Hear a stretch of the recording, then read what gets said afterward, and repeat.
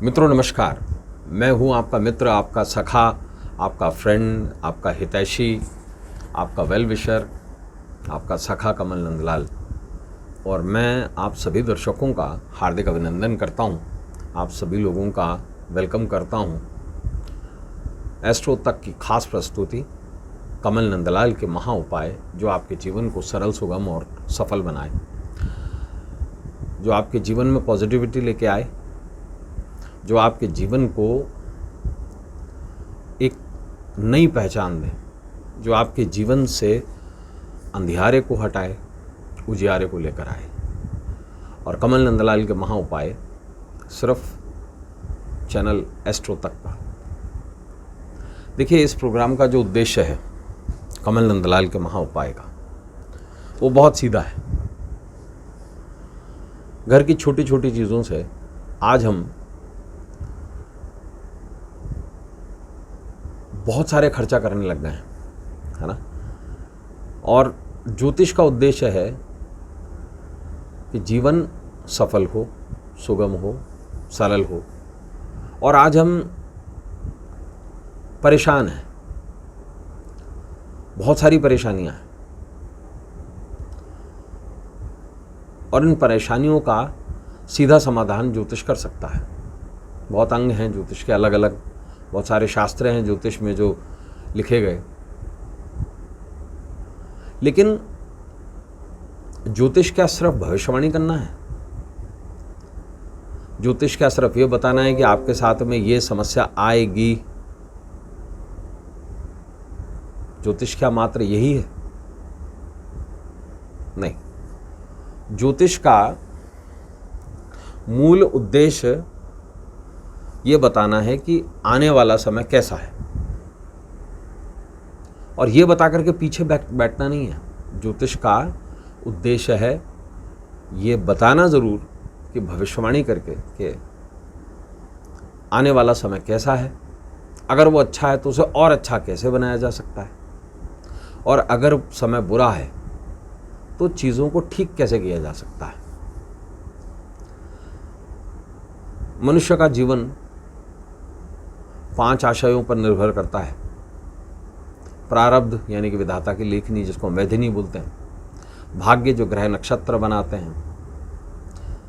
इस जन्म के कर्म, क्रिया मरणान कर्म। हम कर्म करते समय जो बुद्धि का प्रयोग करते हैं वो, और इष्ट फल। तो हम जो डील करते हैं वो 3 चीज़ों में डील करते हैं। प्रारब्ध, क्योंकि मान लीजिए इस जन्म पे कष्ट लिखे हुए हैं।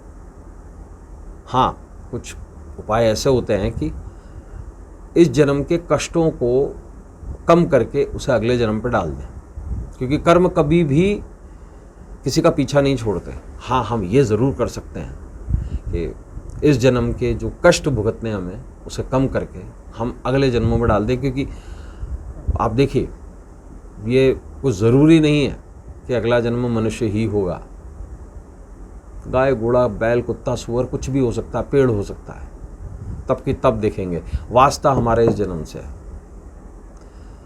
तो ज्योतिष में कुछ एक ऐसे शास्त्र हैं, रावण संहिता है, लाल किताब है, रुद्रमल तंत्र शास्त्र है, जिसको समराइज किया गया है काली किताब में। और ऐसे कई शास्त्र हैं, शाबर के प्रयोग हैं, जिन्हें करके बहुत सीधी तरीके से बड़ी से बड़ी समस्या का सरल समाधान किया जा सकता है। और आज का जो हमारा विशेष विषय है वो जुड़ा हुआ है नील से।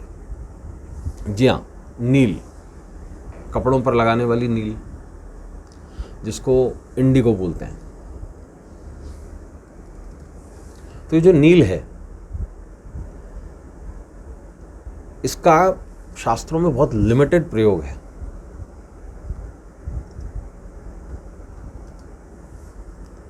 नील का पौधा होता है। एक्चुअली नील एक पापद है, और इसको रंजकों में, है ना, रंजकों में रखा गया है। लेकिन इसकी शुरुआत कैसे होती है?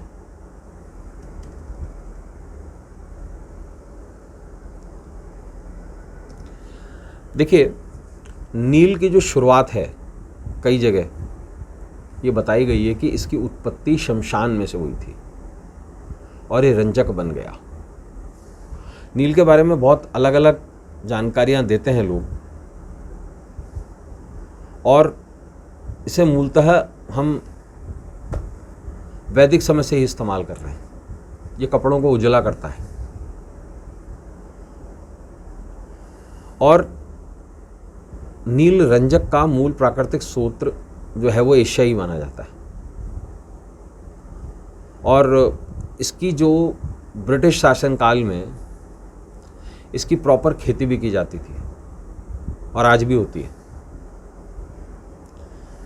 और मूलतः ट्रू इंडिगो, इसके जो फूल होते हैं वो ट्रू इंडिगो भी कहलाते हैं। ऐसे में नील का जो धार्मिक महत्व है वो अलग है।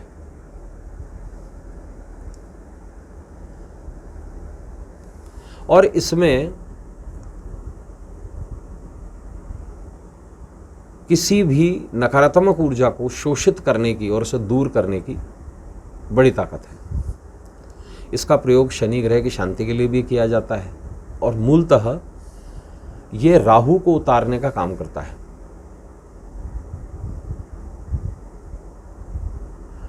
और नील को मूलतः निधि के रूप में भी देखा जाता है। नील एक निधि भी है और मूलतः नील शत्रुओं को शांत करने की क्षमता रखता है। आज का हमारा विशेष विषय भी यही है कि नील का महा उपाय शत्रुओं को शांत करवाए। देखिए, हमारा किसी का अहित करने का तो कोई उद्देश्य है नहीं, लेकिन जब शत्रुओं से आप बहुत ज़्यादा परेशान हो जाएं, जब शत्रु आपको तंग करने लगे, बेवजह आपके जीवन में समस्याएं पैदा करने लगे, तो ऐसे में नील का प्रयोग किया जाता है। नील मूलतः देवी छिन्नमस्ता के निमित्त भी प्रस्तुत किया जाता है। जैसे मैंने आपको बताया, इसकी उत्पत्ति शमशान से हुई थी, तो उसका धार्मिक महत्व बहुत बढ़ जाता है। और जो लोग किसी भी तरीके की नेगेटिव एनर्जी से पीड़ित हैं, उनके लिए सलाह दी जाती है कि भाई नील का पोछा लगा लो।